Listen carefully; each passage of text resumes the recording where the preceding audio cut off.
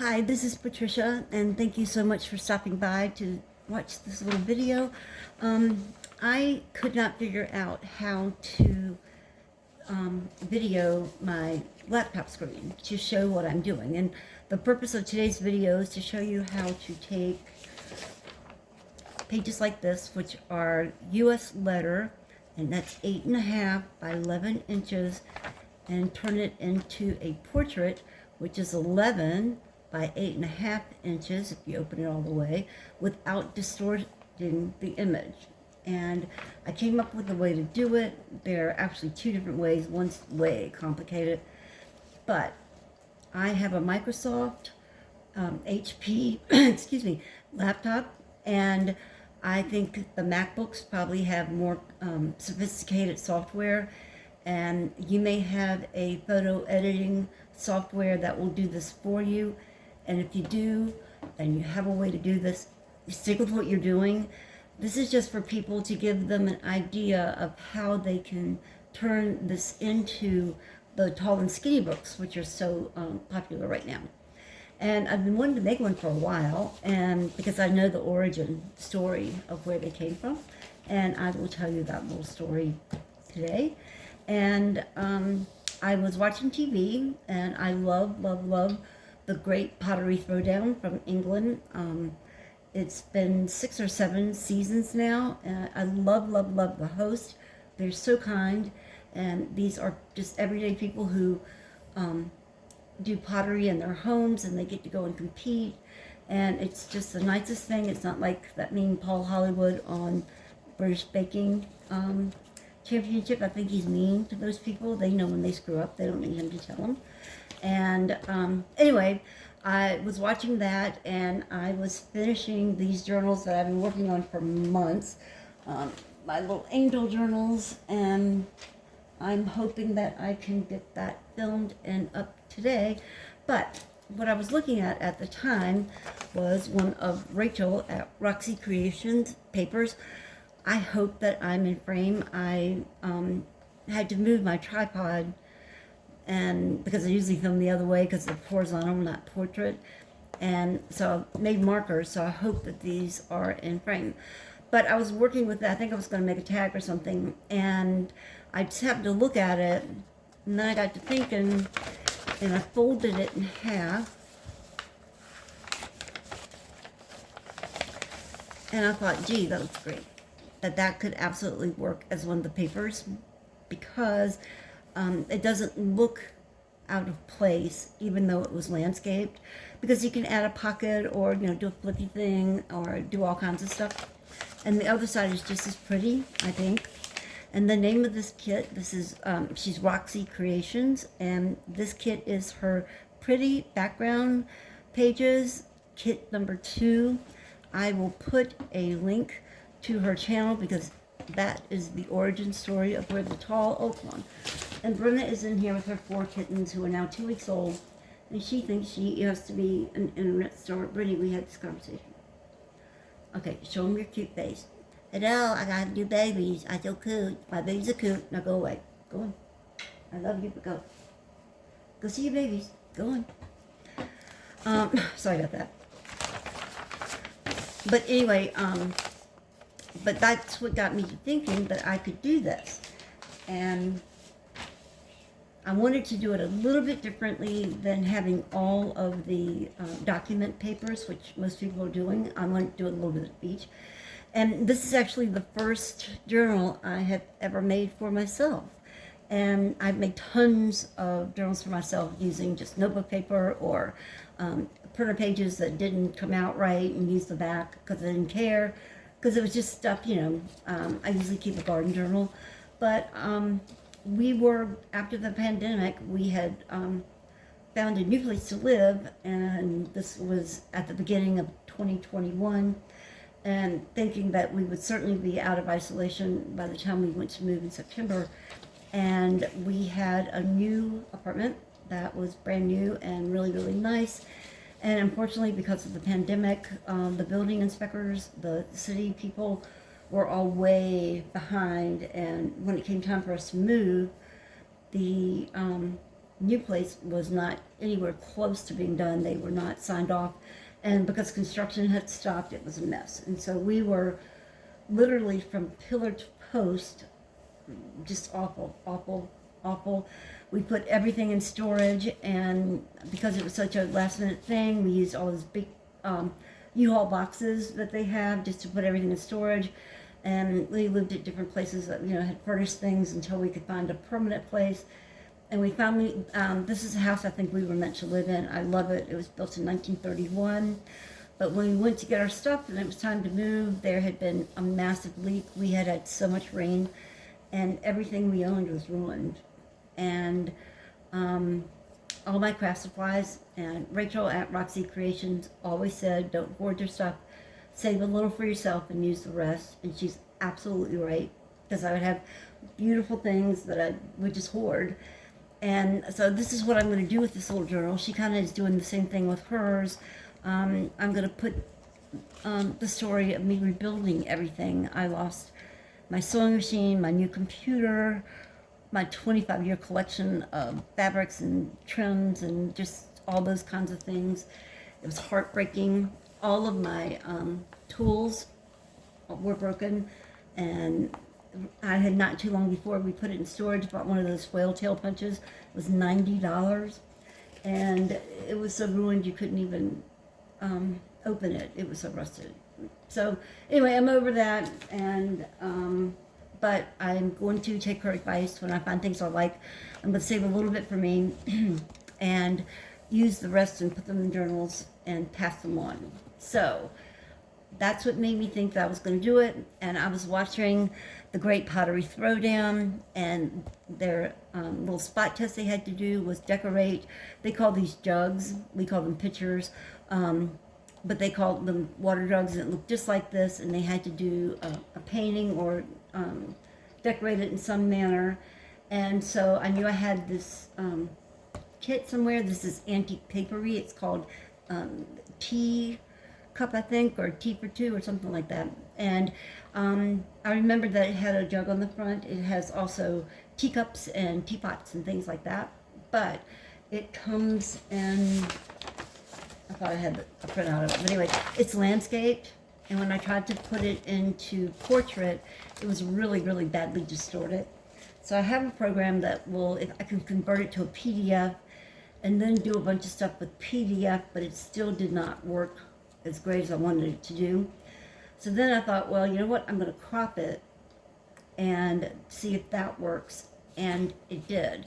And so this was a lot of trial and error. I put it out. I have a lot of portrait papers already, but the ones that I have for horizontal, or the landscape ones, I bit a couple times to get them just right the way I wanted them to be. And so that's what I did. I'm going to share that process with you now. Again, I have a Microsoft HP. When I bought my first computers back in the 1990s, they came loaded with all kinds of software from Microsoft, the word processing and the Office Max and all that kind of stuff. And of course, nothing comes with Windows these days, and I wasn't going to spend $200 on their program. So I bought or downloaded an open share. It's called Open Office. It's a free download. I've used it for years and years and years. It works great. And so this is the Open Office Draw program. You may have Adobe Photos. Whatever you have and you know how to use it, that's what you should do. But this may be a way that you can think about how to convert your landscapes into verticals. And so I couldn't figure out, so what I did was do screenshots of what my screens look like, and we will do that, and I'll try to explain it. So instead of me doing all this talking, let's get to it. So again, this came out horizontally, and so what I did was I went to the Draw program, and that's what Open Office uses, and that's how I edit the pages that I use in my journals. And this is what the page looked like. I'll bring it down here like this, so hopefully that is in frame. I'm trying. This is the actual area that would show, see, I made the landscape and this is now this is landscape. It's 8.5 by 11 paper, but this is my computer screen, and this is the area that's going to show up when you print, and this is the blank on each side that you can do stuff in.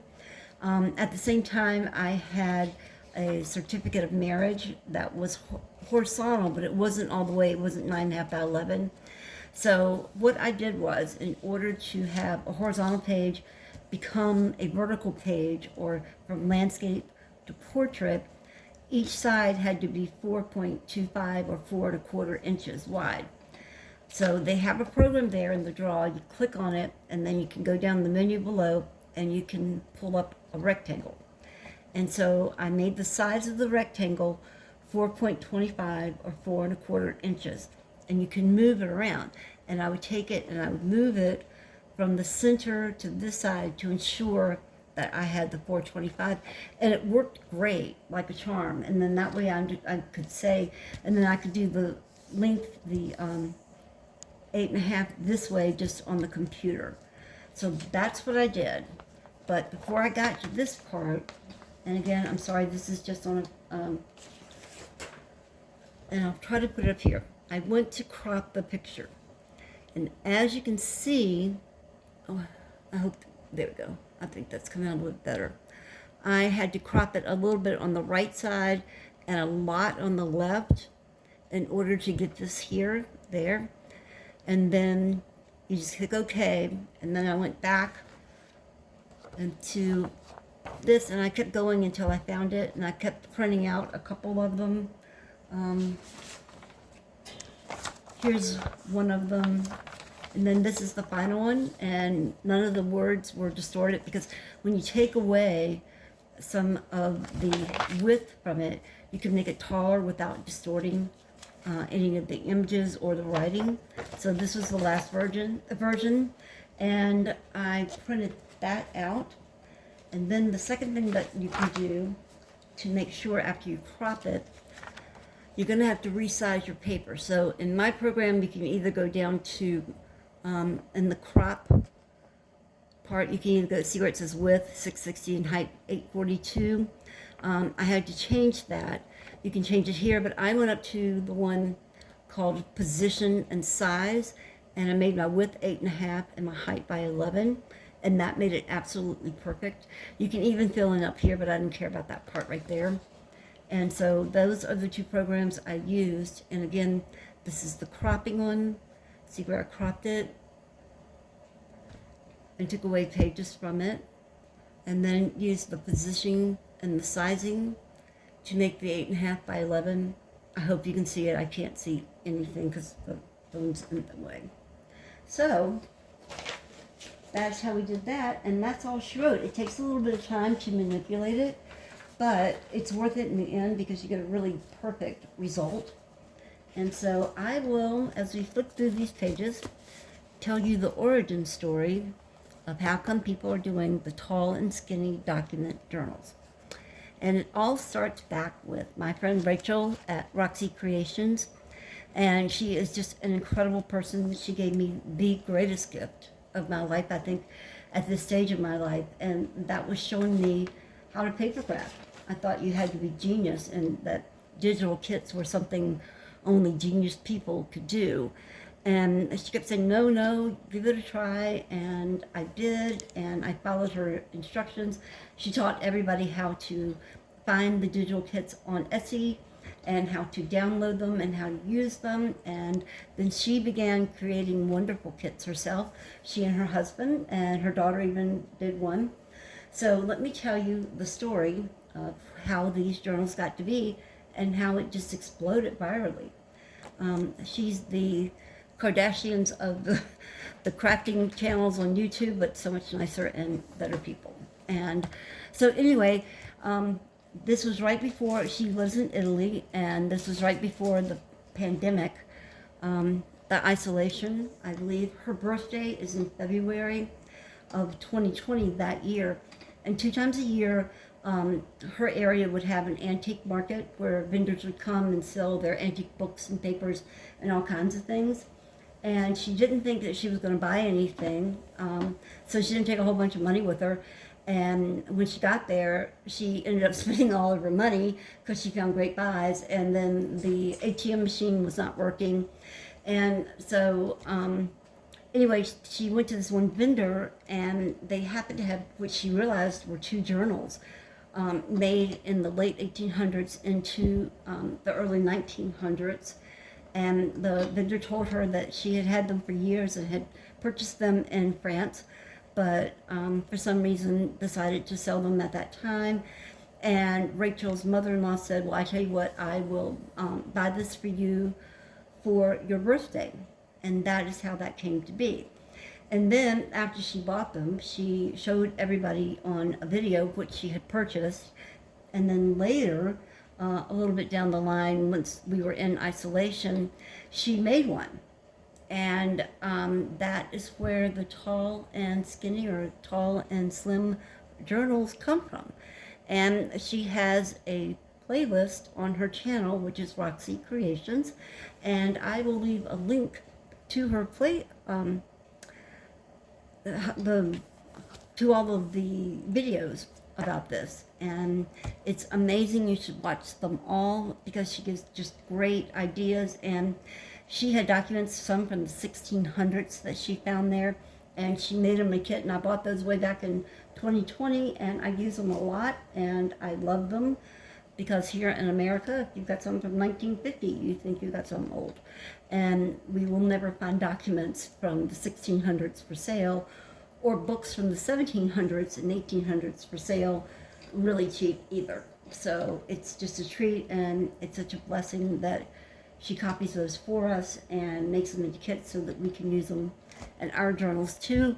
So anyway, I will do a quick flip through. And if you have any questions or comments, I'm doing the best I can at making videos. It's all new to me, and I'm happy to answer any of them.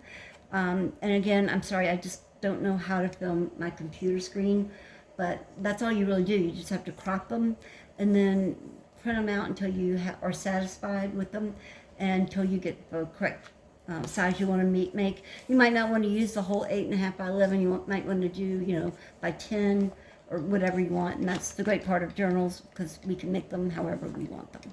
So anyway, the first page is my favorite of a vintage document like this. And this actually is in 1928. And it's a brother and sister arguing over their father's estate. Apparently their father owned a building, and the daughter was living there. And then when the father died, the brother wanted to kick her out to the curb because he wanted to sell it. And so they went to what's called their prefector. They call it the prefector in French. And that is a person that lives in maybe one of the counties outside of the big city, and they have the authority of the city to make decisions in matters like this. And they found in favor of the daughter. I don't know what later financial situations they may have come to, but that's what this document explains happened, that they all appeared before the guy, and he found in favor of the daughter. And then, but what I love about it is the beautiful blue handwriting here. Isn't that just beautiful and vibrant? And the red on the sticker as well, and up here the blue. And it's just wonderful, and the handwriting is gorgeous. And I make my journals probably different than everybody else in the world. I put elastic around the bands. I used to do the pamphlet stitches, and the holes would just rip the papers. And so now what I do is, for my own things, I use the elastic thread. And you use this thread when you want to make like smock tops, the smocking, when you want to gather. And then some of the ones, the elastic on some of the boho shirts, use this. And for my own journals, I use this because it doesn't bother me that it's like that.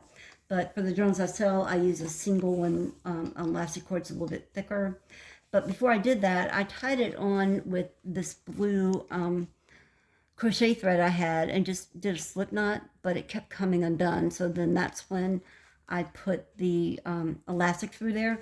And I like doing the elastic because it's so much easier to either take pages away or add them, and it really just holds them very well.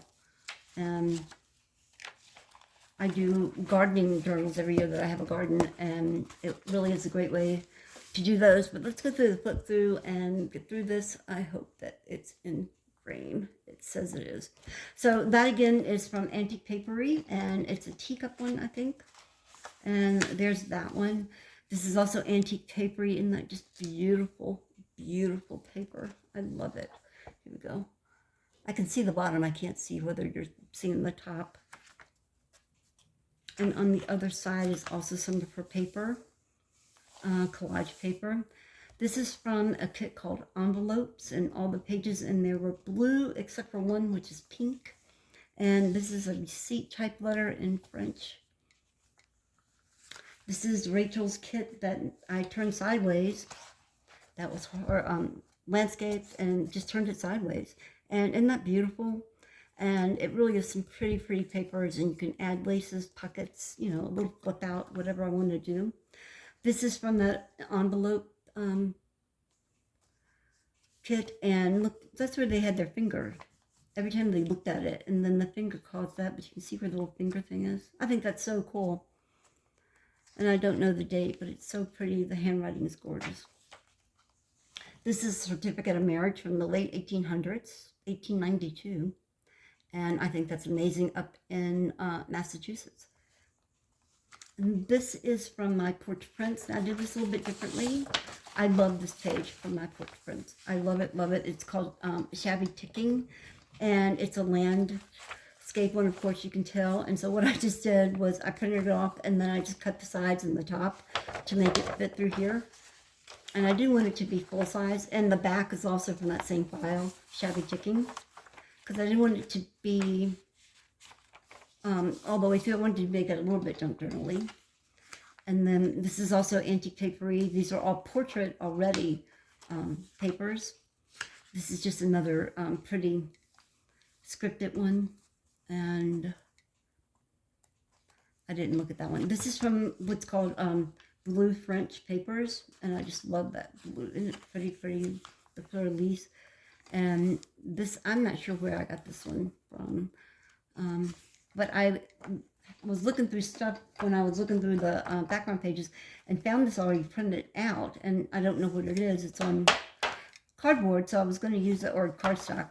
And this side is my porch prints. It is called Rose Garden. And this is the collage ones. Isn't that pretty? She has two files. One's called Rose Garden. One's called Rose Garden Ephemera. And it's just so pretty. So it was already done, and I put it in there. And in the journals that I make, I often will put a cardstock paper through here, because I always make writing journals. And this helps the pages to be a little bit more, because when you want to write on it, you can. It makes it a little bit more secure as well. This is one of Rachel's. This is the pretty background. I just love it. Isn't it pretty? Look at that pretty little bird. She has the wonderful things. Just gorgeous. And all again I did was, this was in landscape. I printed it out and just folded it in half, and it's gorgeous. And this is that paper again, because it is my very favorite. And so I wanted it to be in the journal as a page and not just in the front, where I'll probably put maybe a pocket, or, you know, maybe where you can tuck things in. And again, from the blue envelopes. That's that same file, and it's gorgeous. So, so pretty. This is also in there, and this one is called Envelopes. Let me show you what I did. So this one comes out in landscape as well. And so what I did was I went in and cropped off enough of the bottom that I could, and I may have cropped off some of the sides. It looks like I did, so that the words would not be distorted. And then I copied it and pasted it and put that one in the crop program, and I cropped off the whole top of it except for this little bit on the bottom that I had to put on it so that the words would not be distorted. See, this one is that one, and this is George Washington, which is on that side that got cropped out. You can't see it, but this is the green one over here. Isn't that amazing? And not an easy way to do it. Or it might even be this one up here. Yeah, I think it is. But isn't that something? And that's exactly what I did. I just cropped it. and pasted it onto the bottom and printed it out, and it looks great. So that is a way that you can use your landscape or horizontal painting or papers and fix them so that they look vertical. And if I didn't tell you I did that, you would never know. You would just think it was a full collage of envelopes, and that's what the image is. The paper is this collage of envelopes.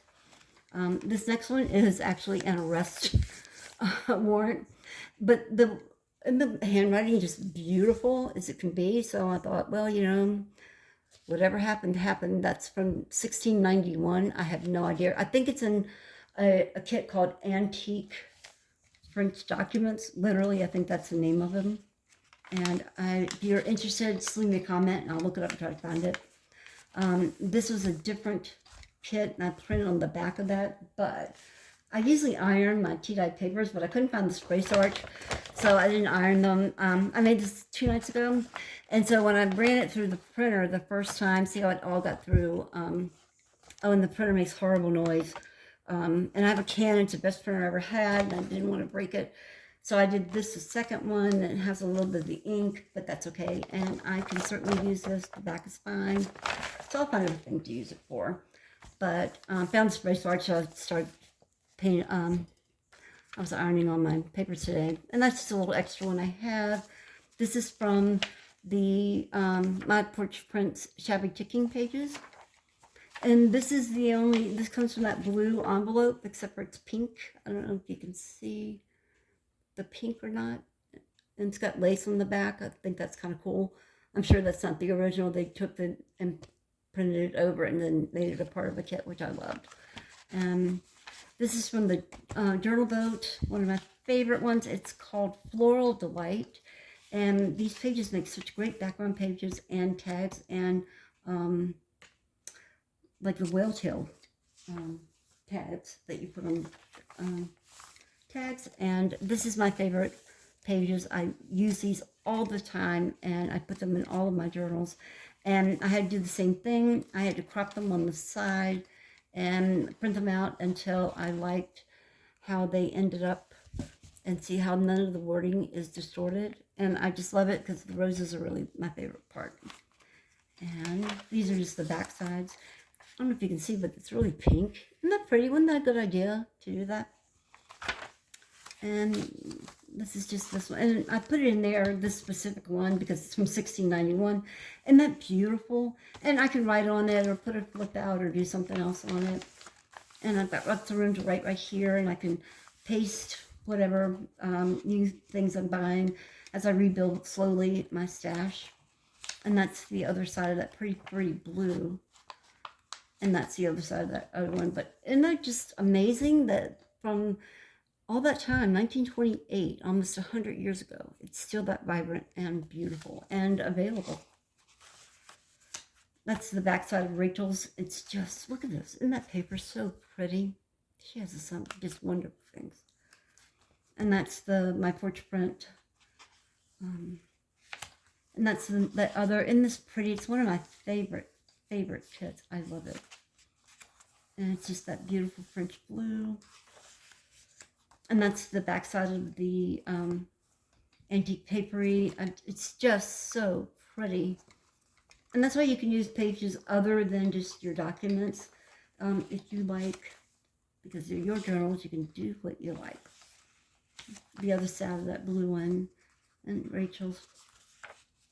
And the other page from that beautiful antique papery in this gorgeous, gorgeous blue. On the back side, the second one, and that's the last page. And that's all she wrote. And those are the only pages that I'm going to put in this little journal. And as I find new treasures, as I rebuild my stash, I will put a little piece in here and use the rest and pass it on to the world.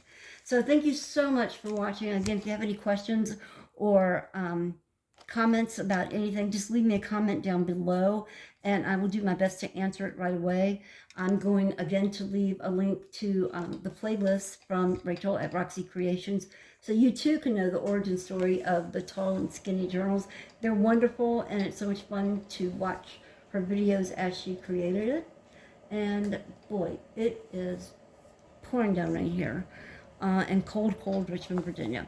But thanks so much for stopping in. I would appreciate if you would subscribe to my channel because I have to get my cats fixed and they are way far down on the list for the TV place, so I gotta take them to the regular vet. Oh, and so that's why I'm selling my journals. But thank you so much. You be safe, you stay well, and God bless. I'll see you next time. Thank you so much, Patricia.